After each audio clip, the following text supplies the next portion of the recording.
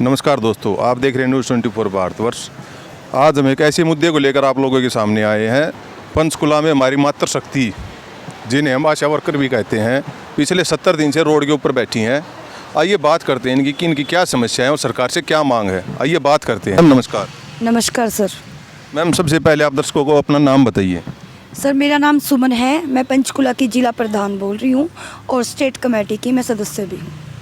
Ma'am आप यहाँ पे जो धरधाम प्रदर्शन कर रहे हैं, सुनने में आया कि पिछले 70 दिन से आप रोड पे बैठे हैं यहाँ पे धरने में। किस उद्देश्य को लेकर आप बैठे हो, क्या समस्याएं थी आपकी, कृपया हमारे दर्शकों को बताएं उस बारे में एक बार। सर आज हमारा 71वां दिन हो गया है, लेकिन हमारी समस्या ये है कि हम आशा वर्कर 2005 से कार्यरत हैं, लेकिन उस कार्यरत में हमारी बहुत बड़ी समस्याएं आ रही है। इस सरकार से हमारी जो 2018 में वार्ता हुई थी, सरकार ने हमारा 1000 से 4000 रुपये वेतन बढ़ाया था, लेकिन उसमें एक कटौती हमारी 50% में कर दी थी उन्होंने, जो 8 एक्टिविटी की थी। तो सरकार से हमारी बातचीत हुई कि हमारी ये कटौती को रोका जाए, हमारी फाइल को दुरुस्त किया जाए। लेकिन जब तक हमने बात की, कभी तो वो कहते हैं कि वित्त मंत्रालय में है, कभी कहते हैं जी मुख्यमंत्री बीमार हो गए, तो हमारी ये वार्ता आगे नहीं चली।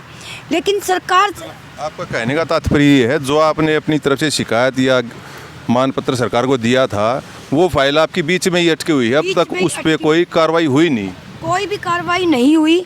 कभी तो वह कह देते हैं कि वित्त मंत्रालय के अंदर है, कभी वो कहते हैं जी खट्टर का साहब के पास है।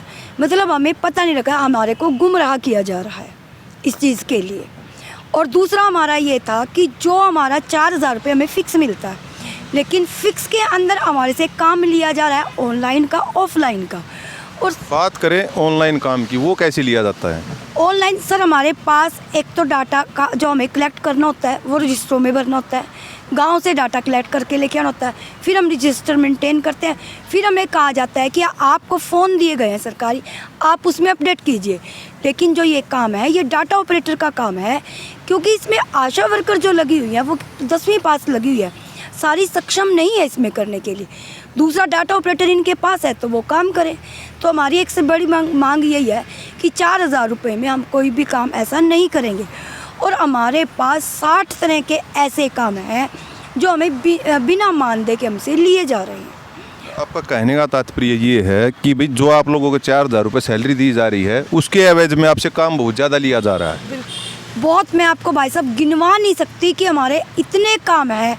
आपको कुछ काम मैं गिनवाती हूँ जो हमारे फ्री के काम हैं।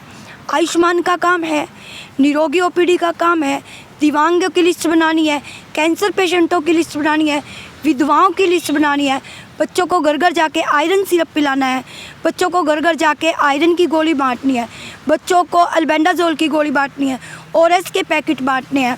हमें डाटा हर 6 महीने के बाद कलेक्ट करना है। मतलब ये तो ऐसे काम है। इसके अलावा हमारे पास परिवार पहचान पत्र आ गए, विधवा पेंशन का आ गया, गुलाबी पीले राशन कार्ड का आ गया, और हमें वोट बनाने का काम भी आशा वर्कर कर रही है। हमारी 24 घंटे की नौकरी है, 24 घंटे में कब कॉल आ जाए ये नहीं पता कि हम घर से बाहर से काम करके और घर आ गए तभी कॉल आई, जब ही चले गए। सरकार हमें कहती है कि हम बहुत ज़्यादा मानदेय दे रहे हैं, लेकिन जो हमारे को 4000 रुपये मिलता है वो हमारी बहनों का खर्चा किराए में ही चला जाता है। मतलब ये हमारी बहुत सारी दिक्कतें हैं। मैम इसके अलावा आप और क्या बताना चाहते हैं हमारे चैनल के माध्यम से देश को? हम आपके चैनल के माध्यम से ये बताना चाहते हैं कि हमारा जो आंदोलन है वो 8 अगस्त से शांतिपूर्वक चल रहा था। हमने उसकी कॉल 2-3 दिन की पहले भी दी थी, सरकार ने हमारी बात नहीं सुनी, जिसको लेकर हमारी आशाओं में रोष हुआ और हमने 28 अगस्त का विधानसभा का घेराव करने का निर्णय लिया। लेकिन सरकार ने जब 28 तारीख को हमारी विधानसभा का घेराव करने के लिए बहनें आई, तो हमारी बहनों को रास्ते में ही रोक लिया गया।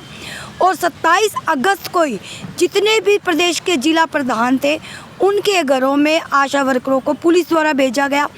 लेडीज़ पुलिस तो थी नहीं, जेंट्स पुलिसों के द्वारा हमारे को घरों में नज़रबंद बनाया गया, एक ही कमरे में रखा गया, हमारे परिवार वालों से नहीं मिलाया गया। जो बहनें हमारी घर से बाहर निकली वहाँ प्रधानों को पकड़ा गया और ऐसे थानों में बंद किया गया जहाँ पर कोई पानी की सुविधा नहीं थी, टॉयलेट की सुविधा नहीं थी। और विधानसभा का घेराव करने जो बहनें आई थी उनके साथ लाठी चार्ज किए गए और हमारी बहनों को बस में भर भर के हमारी सीमाओं से दूर इतनी दूर तक लेके गए कि हमारे यहाँ से 200 300 किलोमीटर थे, जो हमारी बहनें रात को 2 बजे तक पहुँची और कहीं भी बस को नहीं रोका गया। बस में ही बहनों ने बाथरूम तक किए। मतलब ये ऐसी तानाशाह सरकार है, इन्होंने हमारे को इतना नज़रबंद किया। जो हमारा विधानसभा का घेराव था वो शांतिपूर्वक होना था, लेकिन इस तानाशाह सरकार ने पूरे हरियाणा में वो प्रदर्शन करवाया। ऐसे ही सरकार हमारे पर जब भी हम किसी विधायक का या किसी को मांग पत्र देने की बात करते हैं तो हमारी बहनों को बीच में रोक लिया जाता है, लाठी चार्ज किया जाता है और उनको घरों में पुलिस को भेजकर नज़रबंद कराया जाता है, जो कि मैं आपके चैनल के माध्यम से इस बात की गौर निंदा करती हूँ। और मैं कहना चाहती हूँ प्रधानमंत्री जी से भी कि आपने लाल किले से जब कोविड के अंदर काम किया आशा वर्करों का उत्साह बढ़ाया, लेकिन आज वही आशा वर्कर सड़कों पर रुल रही है। पिछले 71 दिनों से हरियाणा की जो सरकार है डबल इंजन की सरकार बता रहे हैं। आप भी बीजेपी के हो, हमारी सरकार भी बीजेपी की है। आप एक नारा दिया था अपने पानीपत के अंदर, बेटी बचाओ बेटी पढ़ाओ, जो कि ये नारा असफल हो रहा है। तो मैं प्रधानमंत्री जी से ये कहना चाहती हूँ। मैं आपको एक बात के लिए रोकूंगा। जैसे आप कह रहे हैं कि प्रधानमंत्री जी द्वारा एक नारा दिया गया था कि बेटी बचाओ बेटी पढ़ाओ, हो सकता है प्रधानमंत्री जी आप लोगों को बेटियां ना मानते हो या आपको बहनें नहीं मानते होंगे, इस कारण आप लोगों के साथ ये शोषण किया जा रहा है। तो प्रधानमंत्री जी से मैं हाथ जोड़कर ये पूछना चाहती हूँ कि प्रधानमंत्री जी अपनी माँ की सेवा कर रहे हैं, अपनी बहन की सेवा कर रहे हैं। वो तो नेशनल मीडिया पे हर जगह दिखाया गया कि प्रधानमंत्री जी द्वारा अपनी माँ के पैर धोए गए हैं, उनकी इतनी पूजा की गई है और उनको भगवान मानते हैं। तो हम आपके चैनल के माध्यम से ये पूछना चाहते हैं कि हम भी तो किसी की माँ हैं, हमारे भी तो बच्चे हैं। आज 71 दिन से हमारी बहनें सड़कों पर बैठी हैं और वो मानसिक रूप से रोगी हो गई है। वो भी तो बच्चे हैं, हमारे भी तो बच्चे हैं। प्रधानमंत्री जी भी किसी के बेटे हैं, उन्होंने अपनी माँ के पैर धो के पिए। तो हमारी आपसे प्रधानमंत्री से यही विनती है कि वो हमारी बात को सुने और अपनी डबल इंजन की सरकार से हमारी बात को पूरी करवाएं और हमारी मांगों का समर्थन करें। आइए अभी और मात्र शक्ति से बात करते हैं। मैम नमस्कार। नमस्कार मैम सबसे पहले आप दर्शकों को अपना नाम बताइए। मेरा नाम सीमा सिंधु, सेक्टर 26 पंचकुला।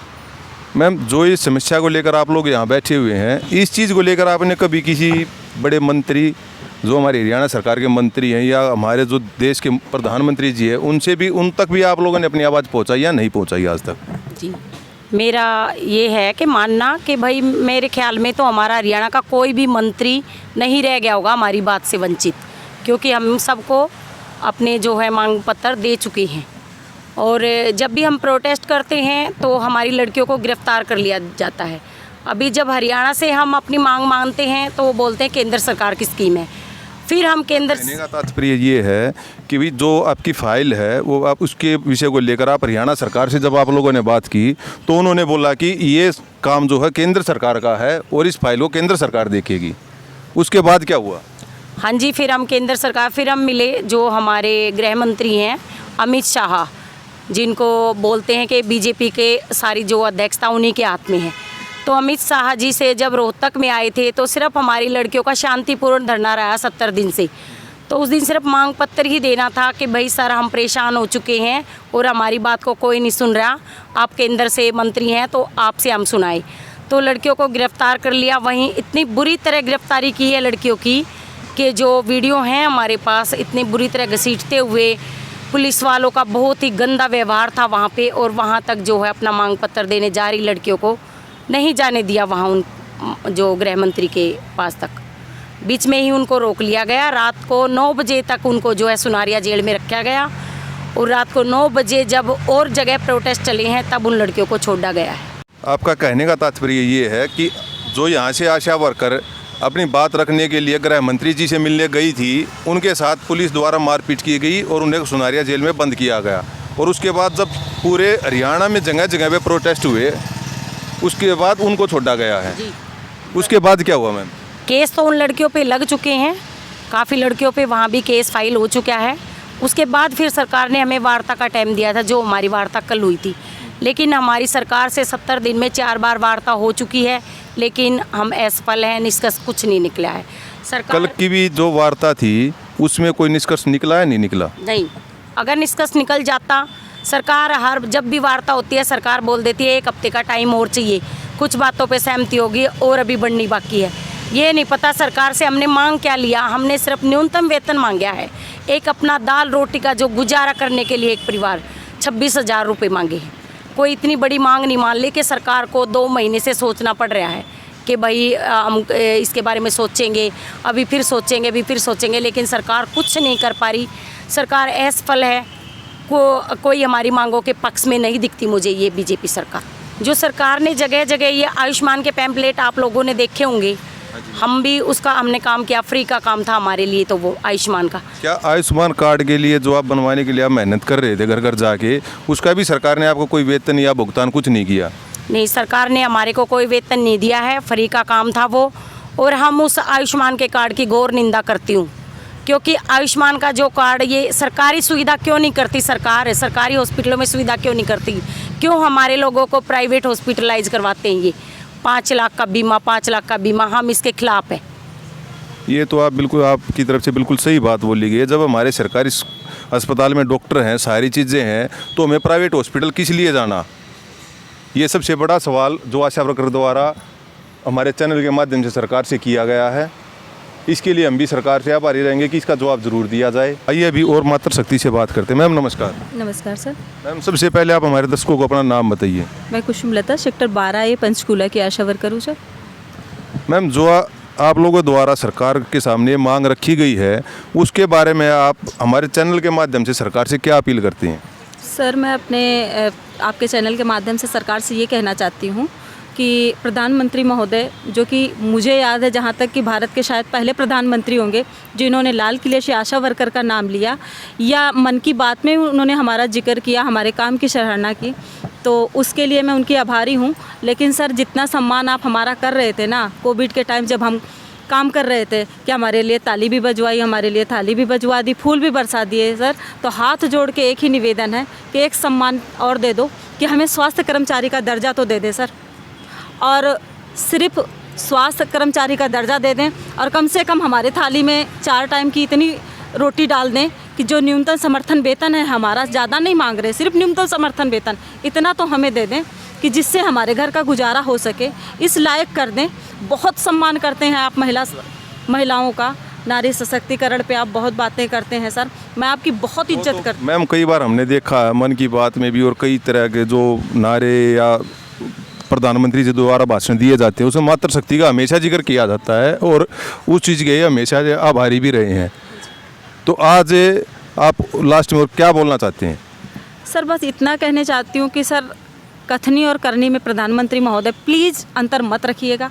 अगर आप हमारी इज्जत करते हैं तो उसको धरातल पे आप ज़मीनी स्तर पे हकीकत में भी लाइए कि आशा वर्कर हैं पूरे देश की, हम हरियाणा की हैं, पूरे देश में आशा वर्करों के साथ क्या आप बताइए जो न्यायोचित उनको सम्मानजनक राशि मिलनी चाहिए, क्या मिल रही है जिससे उनके घर का गुजारा हो सकता है?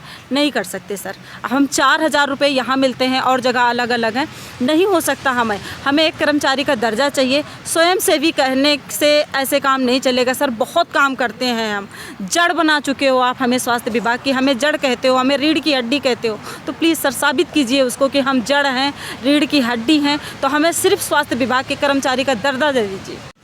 मैम आखिर में आप हमारे चैनल के माध्यम से सरकार से क्या अपील करना चाहते हैं?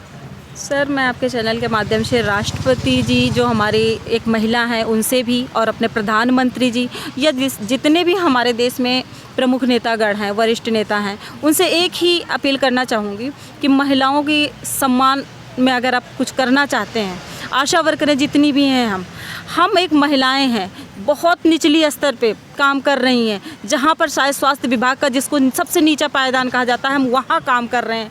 हमें हमारे साथ न्याय कीजिए, हमें एक सम्मानजनक इतना राशि दे दीजिए कि जो सिर्फ हमें इतना चाहिए कि न्यूनतम समर्थन वेतन, जिससे हमारी रोजी रोटी चल सके। सिर्फ हम यही अपील करना चाहते हैं कि सर नारी सशक्तिकरण सिर्फ कहने से नहीं, इसको धरातल पर लाने से होगा। नारियों का सम्मान अगर थोड़ा भी करते हैं तो चूँकि आशा वर्कर सिर्फ महिलाएं हैं, तो उनके साथ एक न्याय कर दीजिए, हमें एक कर्मचारी का दर्जा दे दीजिए और न्यूनतम समर्थन वेतन, जिसके लिए मैं हाथ जोड़ के उनसे विनम्र निवेदन करती हूँ कि बस इतनी सी हमारे सम्मान में एक कार्य और कर दीजिए। ये आप लोगों ने सुना जो हमारी मातृशक्ति आशा वर्कर हैं उनकी मांग और सरकार प्रशासन से अपील भी सुनी गई हमारे चैनल के माध्यम से। आप लोगों की ये वीडियो कैसी लगी कृपया कमेंट बॉक्स में बताएं। कृपया हमारे चैनल को लाइक शेयर और सब्सक्राइब ज़रूर करें। जय हिंद, धन्यवाद, जय भारत।